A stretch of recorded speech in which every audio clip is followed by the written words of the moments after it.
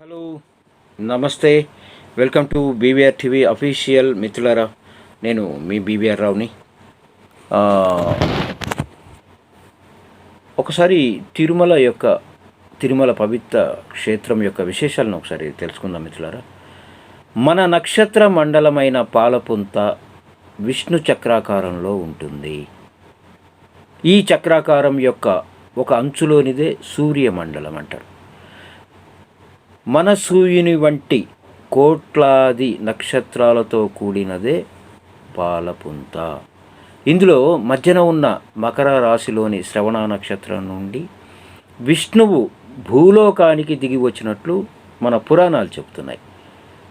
అందుకే స్వామివారి జన్మ నక్షత్రం శ్రవణంగా జరుపుకుంటున్నాం. 1000 సూర్యుల కాంతితో ప్రకాశించే దివ్య త్రిదశ విమానంలో సిద్ధ సాధ్య కిన్నెర కింపురుష గరుడ గంధర్వ అప్సరోగణాలతో పరివేష్టించబడి స్వామివారు శ్రీదేవి భూదేవి సమేతంగా వచ్చినట్లు శ్రీవారి ఆవిర్భావ ఘట్టంలో ఒకచోట వర్ణించబడి ఉంది. ఆ దివ్య విమానం యొక్క ప్రతిరూపమే నేటి ఆనంద నిలయ విమానం. ఆ దివ్య విమానం ఏదైతే ఉందో ఇప్పటికీ సామాన్య మానవుల దృష్టికి అదృశ్యంగా నారాయణగిరి సానువులలో నిక్షిప్తమై ఉన్నట్లు కూడా చెప్పబడుతోంది. శ్రీ వెంకటేశ్వర స్వామి వారి దివ్యమంగళ సాలగ్రామ శిలాస్వరూపం సుమారు 9.5 అడుగుల ఎత్తు ఉంటుంది మిత్రులారా. శ్రీవారికి శుక్రవారం ఉదయం జరిగే అభిషేకంలో ఆ అభిషేక సేవలో దర్శించుకోవచ్చు. శ్రీనివాసుడనే నామానికి ప్రతీకగా శ్రీదేవి శ్రీవారి వక్షస్థలంలో కుడివైపున కొలువై ఉంటుంది. శిల్పశాస్త్రంలోనూ ఆగమశాస్త్రంలోనూ మహావిష్ణువు కుడి వక్షంలో శ్రీవత్సము అనే మచ్చగా అమ్మవారు ఉంటారు. ప్రలంబా యజ్ఞోపవీతం శంకు చక్రాలతో పాటు వక్షస్థలం మీద ఉండే శ్రీవత్సం కూడా మహావిష్ణువును గుర్తించే శిల్పశాస్త్ర సూత్రాలు. నిరంతర దైవ చింతనతో స్వార్థరహిత పూజలతో పవిత్ర గాయత్రీ జపంతో పరమ నిగూఢమైన ఆగమ సూక్తులతో తనను తాను నారాయణుడిగా ఆవాహన చేసుకొని శ్రీవారి అర్చావతారానికి ఆరాధన చేసే యోగ్యత సంపాదించుకున్న అర్చకుడు మాత్రమే గర్భాలయ ప్రవేశానికి అర్హుడవుతాడు. అలాగే శ్రీవారి దివ్య దేహాన్ని స్పర్శించగలడు కూడా. లౌకికమైన భావనకి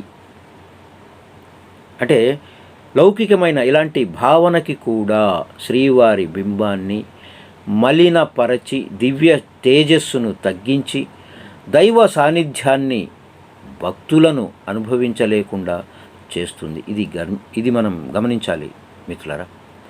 గర్భాలయంలోని పవిత్రమైన వాతావరణాన్ని కాపాడే ప్రక్రియ కూడా అక్కడ ప్రధాన అర్చకులు ఎవరైతే ఉంటారో వాళ్ళదే బాధ్యత.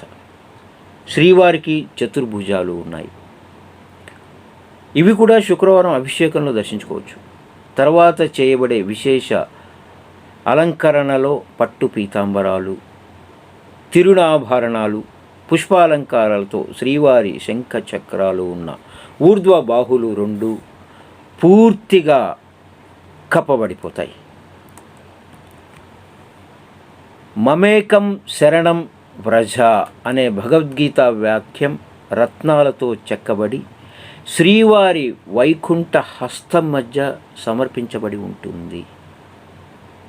అలాగే తన పాద పద్మములయందు శరణు పొంది తరించమని భక్తులకు సూచించే ఒక మార్గం ఇది.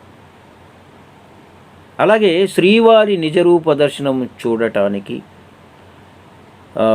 భక్తులు ఎవరైతే ఉంటారో శుక్రవారం అభిషేక సమయంలో ఉండాలి. అయితే ఇప్పుడు గురువారం రోజు శ్రీవారి నిజ రూప దర్శనం మనకు దొరుకుతోంది, మనం చూడొచ్చు. పుష్పమాలలు, తిరునాభరణాలు, పట్టు పీతాంబరం లేకుండా శ్రీవారి స్వయం వ్యక్తమైన దివ్య మంగళ శాలిగ్రామ స్వరూపం దర్శించుకోవచ్చు గురువారం రోజు. అలాగే శ్రీవారి ప్రసాదాన్ని భక్తితో స్వీకరించే ఎవరైనా సరే భక్తులే, భక్తిపూర్వ హన్మ సుకృత ఫలం. మతం ఈ జన్మ వలన ఈ దేహానికి సంబంధించింది, మన ఆత్మకు మతం అనేది సంబంధం లేదు. ఎవరైనా సరే మనం చూస్తూనే ఉంటాం, తిరుమలలో ముస్లిములు, క్రైస్తవులు, వివిధ మతాలకు చెందిన వాళ్ళందరూ కూడా ఆయన దర్శనానికి వస్తూ ఉంటారు. సో నిజంగా తిరుమల అన్న ఒక ప్రాంతం ఏదైతే ఉందో ఎంతో పవిత్రమైంది భక్తులారా. ఎందుకంటే నేను మనసా వాచా కర్మేన ఆయన్నే నమ్ముతాను. అలాగే ప్రతి నెల చివరి వారంలో ఖచ్చితంగా వీలు చూసుకొని తిరుమల వెళ్ళి ఆయన దర్శనం చేసుకొని వస్తాను మిత్రులారా. గడచిన 6-7 నెలల కాలంగా నేను ప్రతి నెల అంగ ప్రదర్శన చేసుకునే అదృష్టం నాకు కలుగుతూ ఉంది. అది ఆయన ఇచ్చిన వరమే. సో చాలా రోజులుగా నేను ఈ ఏదైతే ఎలక్ట్రానిక్ లక్కీ డిప్ ఉంటుందో, సరే సతీ సమేతంగా వెళ్దామని మిగతా ఏవైతే ఉన్నాయో సుప్రభాత సేవ కానీ మిగతా సేవలకి నేను అప్లై చేస్తూ ఉన్నాను. నాకు లభించలేదు. అయితే చాలా అదృష్టంగా, చాలా లక్కీగా జూలై నెల 2వ తారీఖు తెల్లవారుజామున నాకు సుప్రభాత సేవ చేసుకునే భాగ్యం కలిగింది. లక్కీ డిప్లో వచ్చింది చాలా కాలం తర్వాత. అది నేను చాలా చాలా చాలా చాలా చాలా అదృష్టంగా భావిస్తున్నాను మిత్రులారా. జూలై నెల 2వ తేదీ తెల్లవారుజామున 2 గంటలకి. సో ఎంతో కాలంగా వేచి చూస్తున్న నా కళ నెరవేరింది. సో ప్రతి నెల నేను వెళ్ళటం, ఆయననే నమ్ముకొని జీవిస్తున్న నాకు ఒక సదావకాశాన్ని, ఒక భాగ్యాన్ని నాకు ఇచ్చారు ఆయన. సో జూలై నెల 3వ తేదీ నేను వెళ్తున్నాను. సో తిరుమల పవిత్రం, అణువణువు పవిత్రం. ఎందుకంటే తిరుమల కలియుగ ప్రత్యక్ష దైవం మహావిష్ణువు వెంకటేశ్వర స్వామి అవతారంలో అక్కడ నడయాడిన నేల తిరుమల. ఎంత అదృష్టం చేసుకుంటే మనం తిరుమల వెళ్తాం, ఆయన సేవ చేసుకోగలుగుతాం. నిజంగా చాలా గ్రేట్. సో మిత్రులారా, ఈ వీడియో మీకు నచ్చినట్లయితే లైక్ చేయండి, షేర్ చేయండి. అలాగే అమూల్యమైన మీ అభిప్రాయాలను కామెంట్ రూపంలో తెలియజేయండి. బీవీఆర్ టీవీ అఫీషియల్ అనే నా యూట్యూబ్ ఛానల్ని సబ్స్క్రైబ్ చేసి ఆ పక్కనే ఉన్న బెల్ సింబల్ని నొక్కండి మిత్రులారా.